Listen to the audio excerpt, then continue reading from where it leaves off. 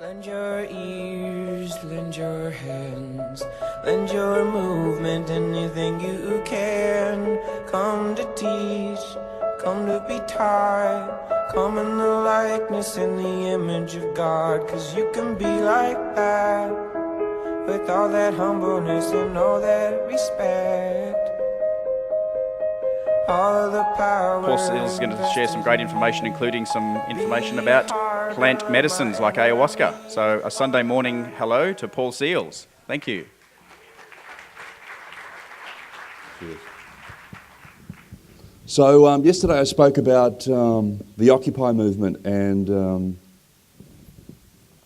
the new anti-terrorism laws. I just wanted to capitalise on that and the opportunity as well as that with what happened with the Occupy movement, I just wanted to reiterate as well further to Ian's comments around how the system has become hybridised.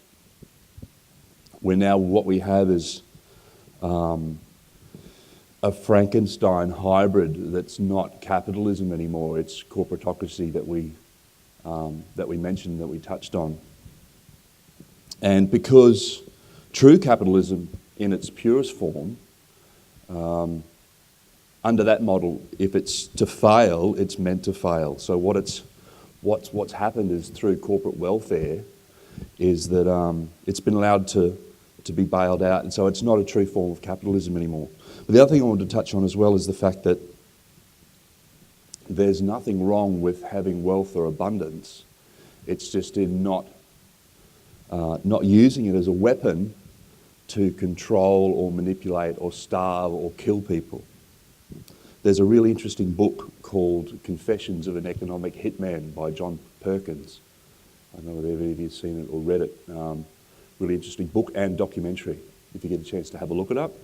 And that talks about their deliberate agenda for World Bank and international bankers to basically flood. You've got the micro and the macro levels of a deliberate agenda to flood the money to governments and then not having the means to be able to repay it and being able to take over assets of corporations. And it happens on a micro level as well. Ian talked about Dubai with Sheikh Mohammed. I also saw it happen on a micro level with Indian labourers and that sort of thing, where they had to sell their family property to come and work in the Middle East and waiting a long time to get paid and get their money, and being given credit cards for like 30,000 dirhams when they're only on about 3,000 dirhams a month, which is less than $1,000 Australian, not being able to afford to repay it and committing suicide because of that. So I just wanted to reiterate there's nothing wrong with having wealth and having abundance, but when you start using it as a weapon, then it's questionable. I'm going to talk today a little bit about the Bentley CSG blockade, and I'm not going to talk about the technical aspects because there's plenty of information there to do research on, and I'm also going to talk about sacred plant medicines and my journey around that. What's happening with what's playing out at the moment is this control system and structure is an energy that's coming through.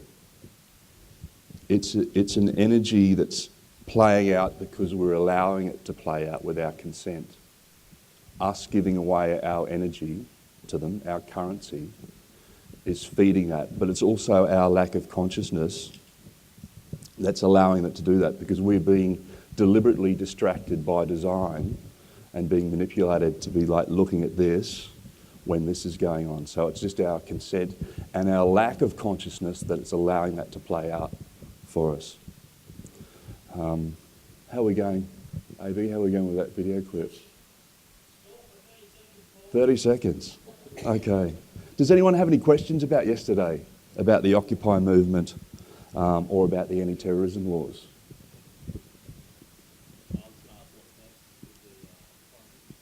Well, the Occupy movement is still it's still happening very much in different ways, shapes and form. There's no Occupy sites currently happening in Australia, But it's evolving, and people have taken it on, as we saw with the clip yesterday with Hong Kong. They're calling it the umbrella revolution. And the other thing to be conscious of as well is that looking at Occupy, with what's happening in Occupy, and I touched on some of the stuff with the CIA yesterday as well, we also have to be conscious of organisations that have the right intent being infiltrated and then being driven by agenda. And I'm sort of watching what's playing with Occupy Hong Kong, particularly when foreigners come out, or particularly when people like Tony Blair come out and make comments in relation to Occupy and then completely dismiss what's happening with Occupy in London. It makes you question whether they actually have an agenda in there that's, again, feeding that rebellion to come through. But it's, yeah, it's evolving. You can see it's coming out in different forms. Like Occupy was just a trigger and a reflection, but you can see all the what's been happening in places like Hungary, where they've been uprising around the internet stuff, the internet tax they want to try and bring in, the revolution that's coming through in Mexico at the moment with what's happened with the students over there. Yeah, so I think it's just a reflection of like that we're waking up, and it's just someone's capitalised on it and branded it, and people are coming together. And also because of the fact that Occupy was pretty much, even though there were people that were initiators and activators, it was a leaderless movement. So the powers that be couldn't directly manipulate and take out any of the leadership structure, and it was allowed to become whatever it needed to be.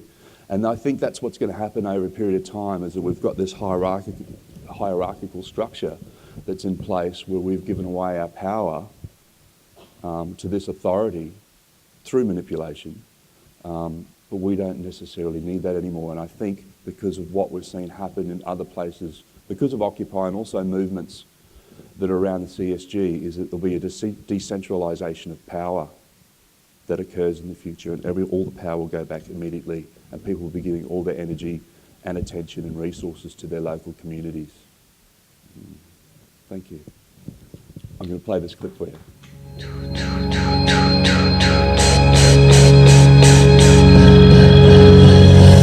Roll up the blinds from the glass.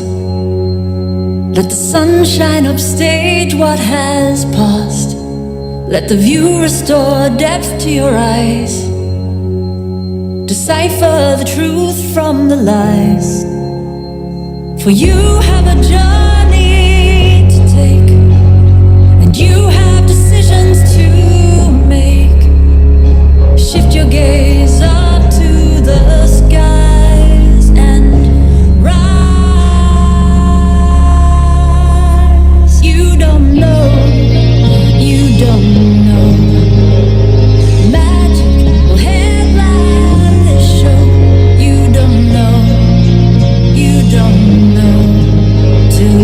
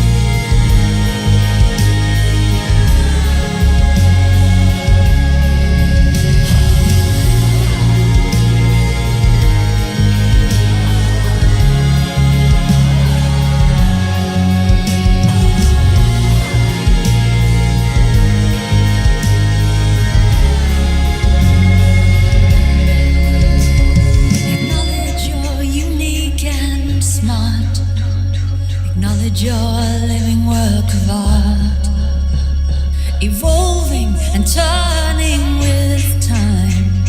Whatever your age, it's your prime. For you are the journey you take, and you are the choices you make. Keep your eyes high on your prize and rise.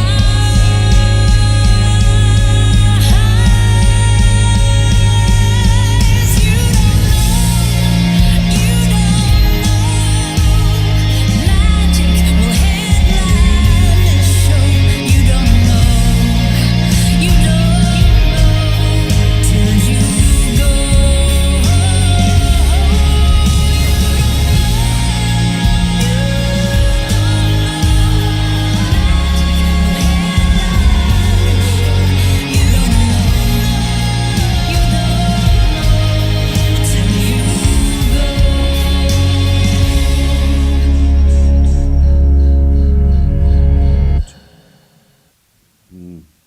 Angela Tilley's with us today as well. Stand up, Ange, and let us show us how beautiful you are.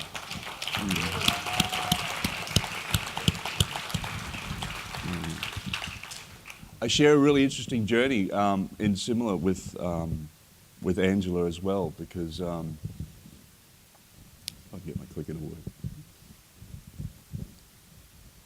work. Angela had a similar condition that I had called metallosis, or heavy metal toxicity, and I didn't even know what that was. I paid probably about $600 a week, $600 a month for to AMP for life and health cover, disability cover, and I did that for about 18 years. $600 a month for disability cover. So I went to put a claim in because everything pretty much unravelled for me in my life at the end of 2011. Post-Occupy, my long-term relationship came to an end. I sort of got to the top of the hill and walked away from it, so to speak, materialistically. But yeah, I went to a Chinese medicine practitioner, and he actually said, took my pulse and said something wrong with my liver and my kidneys, and also talked about he checked my teeth. Thanks, mate. He checked my teeth and he said, you've got like the highest level of heavy metal toxicity I've ever seen in just about any person. So I went through the process of having my fillings removed and my root canals removed, and I wouldn't have believed it unless I had seen it. They said I had chronic fatigue, I must have caught Ross River fever, some sort of parasitic disease when I was in the Middle East, and I had my 4 root canals removed. And when they removed the root canals, the periodontal ligament that covers the tooth was all swollen and full of pus, and that was like leaching into the bloodstream. So when dentists do root canals, they can't actually fully clean the teeth out properly, and what happens is they incubate the superbugs that spreads through the body in the bloodstream. So how does heavy metals build up in the body over a period of time? Some of us are more sensitive to it than others. Fluoridated water, particularly product that comes out of China, which is a waste byproduct of the mining industry, contains heavy metals. Apart from the fact, if you want to get into the debate about the difference between sodium fluoride and calcium fluoride, or the fact that only 3% of the water is actually consumed orally, that it doesn't make any sense to fluoridate water anyway, but just to be conscious of that.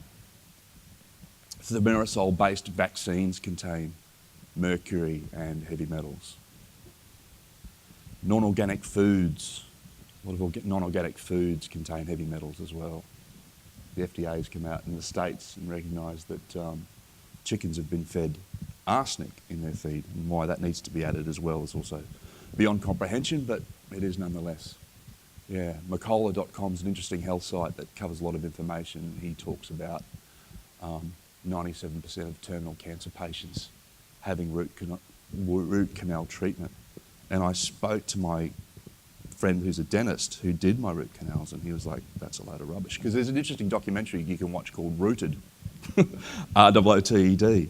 And it talks about, like, it doesn't make any sense to leave it, it's dead in the body, to try and check out any other options like implants or bridges and that sort of thing. Also had really high level of estrogen in my body, which I couldn't work that out, but it's xenoestrogens, are fake estrogens that build up in the body.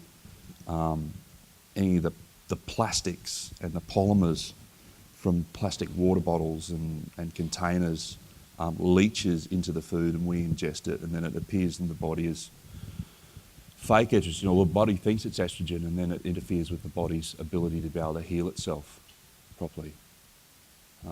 And that can be in any way, shape or form. You know, hot water bottles left in cars. I mean, what happens to the water? It's bad enough as we've got to pay more for water than petrol just to drink non-fluoridated water, but what actually happens to that plastic container in transit from when we get it till we take it out of a cold fridge and drink it? Has it been sitting out the back of the shop in the sun for 2 weeks before we've had to drink it? Yeah, so that was my journey around health. I wanted to talk about the CSG, Bentley CSG blockade, because it's quite a significant event in Australia's history, and most... Oh, sorry, okay. Yeah, so lots of stuff. I used lots of stuff. So zeolite powder, heaps of detoxing, lots of coriander, lots of infrared saunas, hot yoga, lots of hot yoga.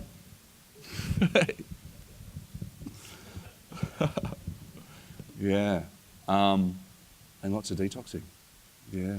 So I think all of us, I'd encourage all of us, even further to Samantha's talk yesterday, for all of us to keep detoxing on a regular basis or a yearly basis too, even if we're eating well and eating consciously, just to keep flushing our system out. Because at the end of the day, if you haven't got great health, you haven't got anything. So Bentley. Who went to Bentley? Thank you. It's interesting because when we spoke about other parts of Australia, no one else had heard of Bentley. And I didn't even know where Bentley was. Bentley's 16 kilometres west of Lismore in northern New South Wales.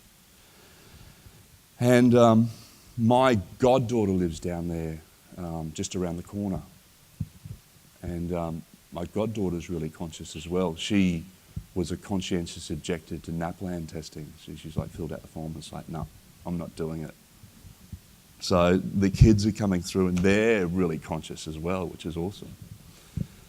So yeah, they were there in the early stages when it was just a rig watch, where they were just set up on intersections, just watching and waiting and logging and just any of the CSG rigs that were coming through, that they'd flag it. But and I didn't really much know, I didn't know much at all about CSG compared to a lot of other people in the technical aspects. But what happened was, and Mark said to me as well, one of the questions was, why was Bentley so big? At its peak, it almost swelled to nearly 4,000 people. And it's because of the fact that the community is so connected. The community, there is such a tight-knit community that everyone knows everyone, everyone has got everyone else's back. And it's because of the fact that, I think the statistics were 98.6% of the population were against CSG. Were against CSG coming into their community with the potential to... Hydraulic fracturing pumps chemicals into the groundwater. And yeah, they were very strong about that. This guy, who I talked about yesterday, Dick Cheney.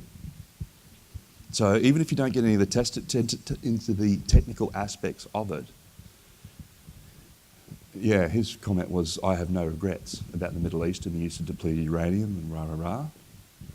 So even if you just worked on the basis that anything that this guy has anything to do with is bad, you're probably going to be pretty accurate with it. I wanted to touch on this as well around GetUp's program, saying that the fossil fuel system is not sustainable anymore, but you've got a lot of people that have vested interests in it. And the other thing too is when we were talking around Australia, when we were speaking in the other cities, people were sort of a little bit embarrassed because you'd have a conversation and you go, what are you doing? And they go, oh, I'm working in mining. And they felt really bad and embarrassed to do it. But the thing is, we are evolving. So we have to be conscious of where we are at this point in time, look at our own individual and collective shadows and make decisions from this point to evolve out of that and move away from it. This map shows the Artesian Basin, and I wanted to point this out because of the fact that it's not just about that community. It's that this earth and this country is connected, and a lot of those communities in all those areas all depend on and need groundwater to survive. And if you get a chance, watch any of the documentaries if you haven't, like Gasland and that sort of thing as well. But the thing is too, is that it's not about arguing and debating the effects of CSG, and the pro campaign goes out and hires people like footballers who seem to be very well informed and tell you how good it is. Yeah, but it's the fact that it's not a sustainable practice. It's this short-term scarcity, fear-driven agenda to create short-term profits and not having any care for the long-term implications. I wanted to play this. That's my aspect on it. I wanted to share. Louis and Natalie shot a lot of this video, came down to Bentley and shot this video for us. And a lot of these people can actually explain it in their words much better than I can.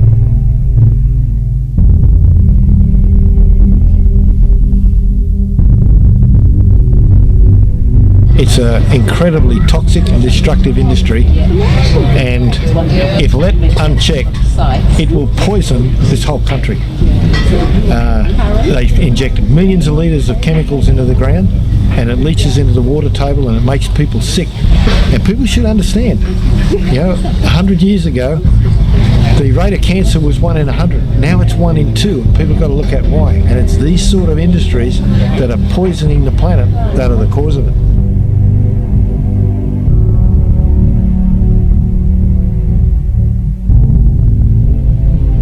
People have been camped out here for 16 weeks or so, and it just started with a very small amount of people, and it's just mushroomed into this major event. We pitched a tent here about 6 weeks ago, and we've left it there, and we just said we're here for as long as this takes, till the tent falls apart. So yeah, we're in for the long haul.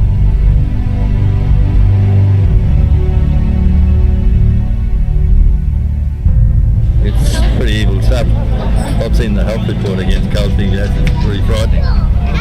Pretty frightening indeed. It makes a lot of people sit up and take notice.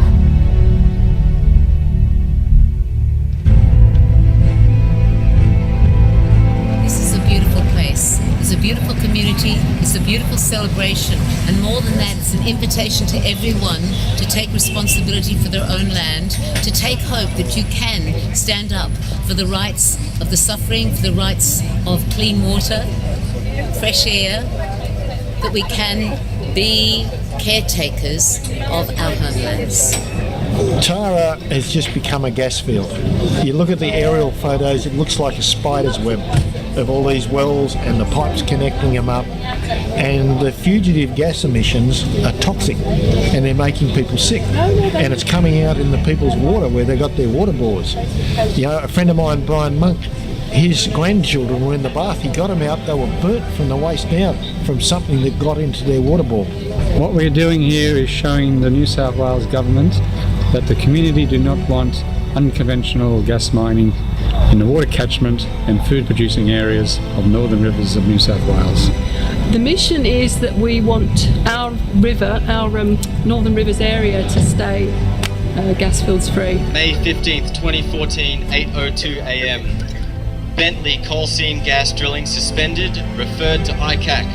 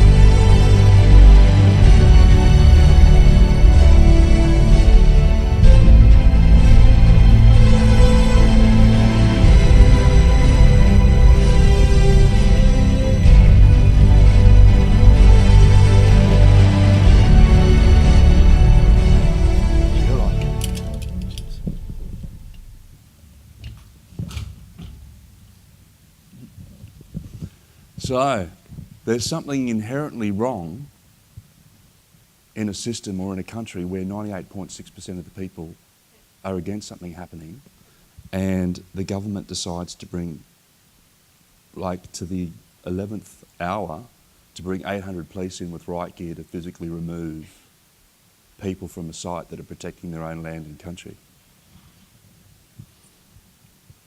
The interesting thing was like the sense of community that was connected and the information that came about and shared. Well, someone told me that the John Howard government actually did the deal with China in '96 to sell out the gas. And there's also other people that are speculating as well that the 2,500 troops that are based in Northern Territory are not to protect us, the people, and that base will increase to the capacity of 10,000 people, is not to protect the people, but to protect the assets of the deals that have been done when people like China, countries like China go, hey, where's our stuff? Does anyone have any questions about Bentley at all? Yeah.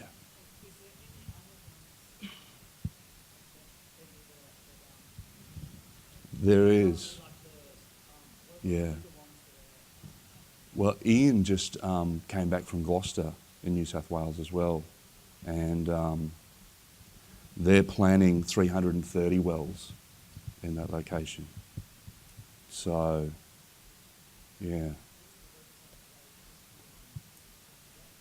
Yeah, I try and like just deal directly with the community in there, and just if you just Google it and look it up, you know, there's a few questions around Lock the Gate as an organisation as well, you know, but just in relation to whether they've been, what's the word?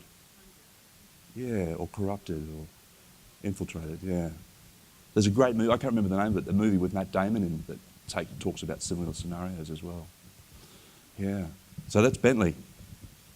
So it was a win, and I wanted to share it with you because not many people knew about it, but also because of the fact that it goes to show the people that had the courage to be there and stand up and put themselves in the way and say no. Because it's like I said, it's the energy as well. It's not necessarily the people. It's the fact of this obsolete energy that's coming through, of patriarchal energy that's going, we're just going to come and take whatever we want. We don't care what you think. Whether it's the raping of human beings, or whether it's and physical and financial harvesting of human beings, or it's the raping of the land. It's the same energy that's coming through. Yeah. I'm going to change the tone a little bit. Oh, where it is. Yeah, I want to mention this article as well. Under the Freedom of Information, it was released that the police anticipated fatalities and casualties at the site. So yeah, I think someone like Drew Hutton, was it Drew Thomas? Drew Hutton, he came out and said it was the Eureka Stockade for our generation. Yeah. One of the police had one of the meetings with the state government where people think they expected fatalities because of the sheer numbers. Yeah. There was 13,000 people on the alert list that were prepared to turn up there on the day that the police were going to arrive. Yeah. And we had a very interesting surprise for them if they had turned up. Let's say they would have got in, but they never would have got out. Beautiful. If there's any other questions, I'll talk about later because I know that we're conscious of time. We've got a lot to get through today as well. I want to talk about this, change the tone a little bit. I found this about a year ago, this practice called orgasmic meditation, which is really interesting. Has anyone heard of it? Yeah, the happy ones. Orgasmic meditation, by definition, is a practice, is a 15-minute part-in practice focusing on the upper left-hand quadrant of a woman's clitoris. So the stroker, typically a man, would stroke a woman's clitoris for 15 minutes. Both people just focus on what they feel inside their body. So there's nowhere to get to, there's no goal. You're not even looking to achieve climax. Really, you're just paying attention to the subtle sensations in your body. So any practices, whether they're any form of, and if you're into yoga and meditation, this probably might appeal to you as well, but like if there's any practices that can help us expand our consciousness, because we're getting suppressed to stop ourselves from being able to feel. So I wanted to share that with you anyway. I thought it might tickle someone's fancy. Pardon the pun. I want to talk about sacred plant medicine. I'm going to have to rush through this. I could talk all day about sacred plant medicine. And if you get a chance to have a listen to people like Graham Hancock, great YouTube videos on the war on consciousness. We've had wars on everything, war on drugs, war on terrorism. So yeah, Graham Hancock talks about the war on consciousness. And there's some other people. Rak Razin also has some documentaries, Ire Awakenings, and he had the premiere this week of his new documentary called, was it From Neurons to Nirvana? Yeah. So there's plenty of information out there. But I have a debt of gratitude to talk about it because this stuff needs to be in the mainstream. People need to know about it. I hadn't heard about it. I found the documentary called DMT, The Spirit Molecule. Did anyone see that? Yeah. Rick Strassman, that sort of thing, talks about that. So everyone contains in their pineal gland DMT, which is dimethyltryptamine, and it's released at the point of birth and death, and people experience it through near-death experiences. But like I said yesterday, my awakening happened around when 9/11 happened, and I sort of grew up from a philosophy coming through blue-collar days of work hard, play hard, and work all week and then get pissed Friday night.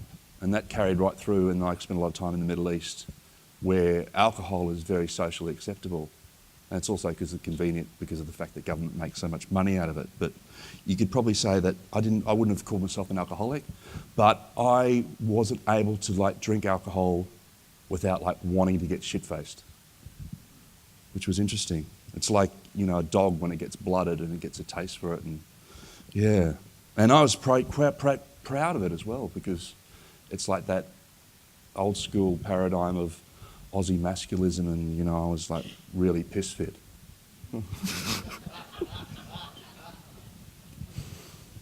Yeah.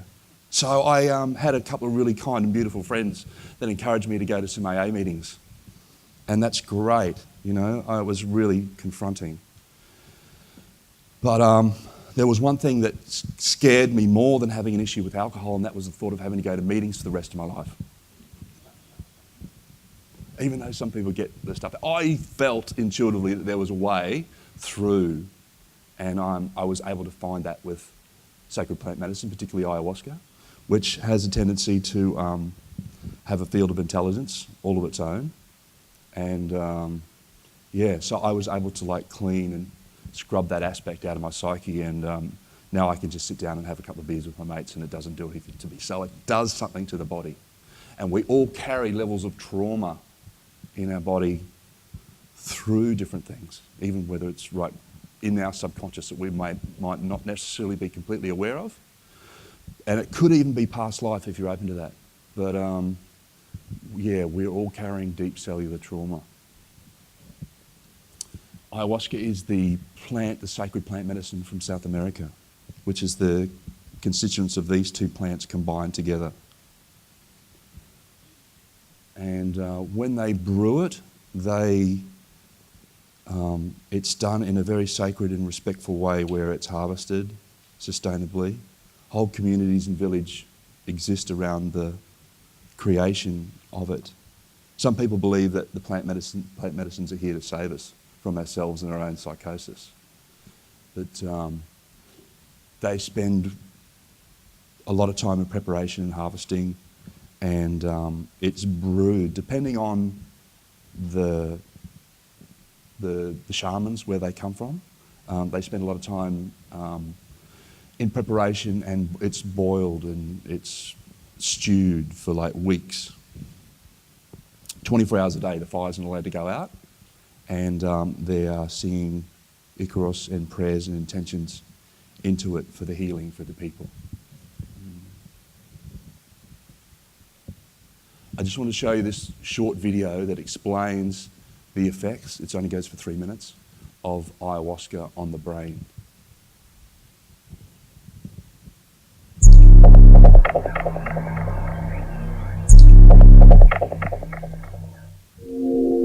Dr. Riva and his team have found that ayahuasca hyperactivates the highly evolved neocortex, the area of the brain that makes us human. This is where we perceive, reason, and make decisions.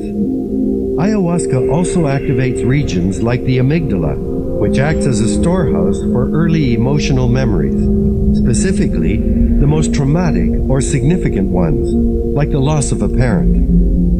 Finally, ayahuasca activates the insula, which is believed to create a bridge between our emotional impulses and our decision-making capacities. So is that where awareness will be mediated? The neurologist Damasio. Yes. He says the area where feeling states are generated is the insula. According to many neuroscientists, our decision-making process has a powerful emotional component.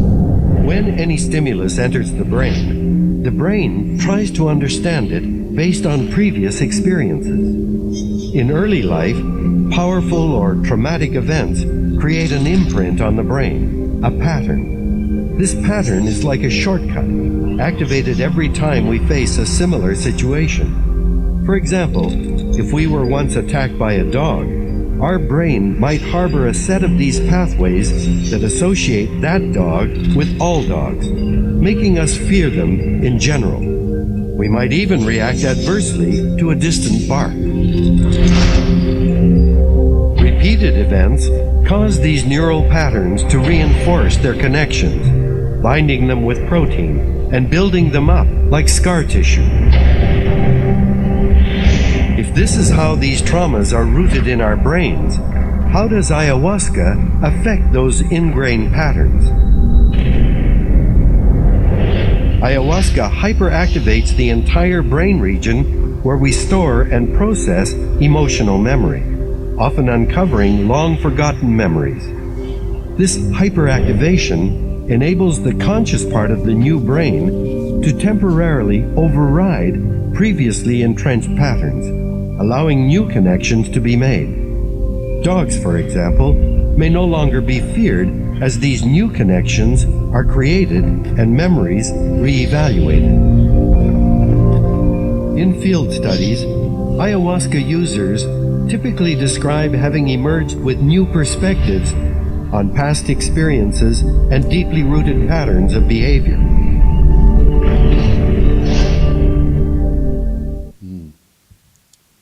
So if plant medicine's certainly not for everyone, but it might call you. And I encourage you, if you, particularly, you can't do it in Australia because it's illegal. So if you get a chance to go to somewhere like South America or Peru to do it and it calls you, take it in. But it's classified as a Schedule 1 in Australia. So in New South Wales, for example, it means a 25-year jail term. So it's interesting that you can go and do something like drink yourself senseless and that's okay, but anything about raising your frequency, and it's just their lack of understanding around the Indigenous have known about this knowledge for a long time, including the Australian Indigenous, and that's where I feel some of the Dreamtime stuff perhaps comes through. But people like Ben Stewart talk about in their documentaries Kymatica the deliberate agenda not only to wipe out Indigenous peoples, but also their sacred knowledge, which posed a threat to those power structures. There's hundreds of plants that contain DMT, from like acacias to wisteria. The government spent a lot of time and money trying to propose an act to outlaw every plant that contained DMT, which effectively would nearly make every person in Australia a criminal, which technically they've done with the Terrorism Act anyway, so it doesn't matter. I wanted to talk about this. They said in the news release that Robin Williams did not have any traces of drugs. But this is the Orwellian doublespeak that we've find ourselves in now, where we don't know what is drugs and what is medicine by definition. So yeah, antidepressant drugs has 10 drug regulatory agency warnings citing suicidal ideation. Yeah. So I wanted to put this out and share it with you as well, because for people to know that there are other options, and people that have treated a lot of addiction, like anything from sugar addiction, alcohol addiction, heroin addiction, to And sometimes depression is sometimes a pattern of thought as well. You can spend all day talking about the agendas of pharmaceutical and, you know, big pharma companies and that sort of thing as well. But I'm going to get the wind up soon. But I want to share this with you in closing too. What's happening in the world at the moment as well is a reflection of us. The real revolution is our evolution of consciousness. And I want to encourage everyone to do everything within their power to do that for yourselves. But in doing that, contributes to us collectively. In relation to looking at our shadow, this is one of my favourite Jung quotes, that we have to look at the depths of our shadow to be able to grow fully to who we really are. And that's the thing, is that by talking about some of these things, as uncomfortable and overwhelming as it can be sometimes, we have to look at that and not deny it. For us to face our demons and to make peace with it. The only hope for humankind is the transformation of the individual. We are in the world's not in us. It's no measure of, it's no measure to be well adjusted to a profoundly sick society. I want to talk about this as well, because what's happening is the awakening is unraveling and compounding. There is more awake people than I've ever met before at this point in time on Earth. I wanted to share with you these guys who are the Spiritual Emergence Network. And what that's about is people going through an unraveling and an awakening where some people think that they're having a breakdown when it's actually a breakout. And people are having gifts and new levels of consciousness awakening and coming through. I want to acknowledge these people for standing in their truth around love and truth and sharing it with us. Michael Tellinger, Ubuntu Project, Dalai Lama, There Are No Absolutes, Kimberly and Foster Gamble, the Thrive Movement, Ian Crane, who's with us this weekend, Julian Assange and Edward Snowden. The irony again is the fact that they're standing in their truth about our privacy, but they have absolutely none for themselves and can't return to their country of origin. David Icke, Deepak Chopra. My brother and I used to quote Deepak Chopra back and forwards to each other before we even really understood what it meant. I'm that, you are that, all this is that, and that is all there is. Who else we got? Marianne Williamson, Neil Donald Walsh, Adam Davis, who started the Truth Movement in Australia, Karen Hooters, World Whistleblower Blower, Dr. Bruce Lipton, who Mark mentioned earlier, will be at the Uplift Festival this 11th to the 14th down in Byron, if anyone gets a chance to make it along to that. Nassim Harriman, the Resonance Project, Michael Tazarian, great information on the occult and symbolism. Patch Adams, the person. I wanted to acknowledge Jason Woodforth. It's so, apart from the fact that he's got the same haircut as me, but to have conscious politicians, like, support this guy. Yeah. Having the courage to talk up and speak up about fluoride and copying so much shit from the media and the rest of the opposition, talking about medicinal uses of marijuana, and Russell Brand. And I want to acknowledge all of you for being here this weekend with us and contributing to our evolution of consciousness. Thank you.